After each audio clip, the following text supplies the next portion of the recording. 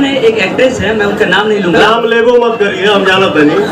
कि कौन हर हर गंगे किसका आया है, मुझे शेयर करना, मैं प्रमोट करूंगी। थैंक यू उनके सोच को जो उन्होंने बोला कि हाँ मैं प्रमोट करूं। मैं किसको प्रमोट किया हूं या नहीं किया हूं, आप अपने दिल से पूछ लेना, मुझे बोलने की जरूरत नहीं। साहिब हो बढ़िया होंगे तो वीडियो देखकर तो आप लोगों को कुछ समझ में आ ही गया होगा। नहीं समझ में आया तो प्लीज़ मेरे वीडियो का लास्ट तक बने रहे, पूरे डिटेल से समझाते हैं।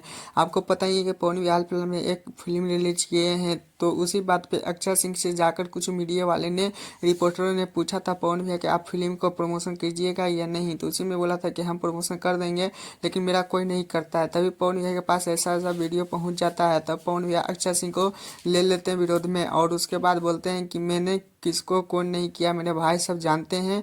तो मेरे तो इतना ही जानता हूँ भाई लोग कि अक्षरा सिंह पवन सिंह की वजह से ही आई है। पवन सिंह ने भोजपुरी में अक्षरा सिंह को दर्जा दिए थे, और आप लोग तो जानते हैं सच और क्या झूठ है। तो आप लोग प्लीज़ कमेंट में बताइएगा कि पवन भैया सही कर रहे हैं या गलत।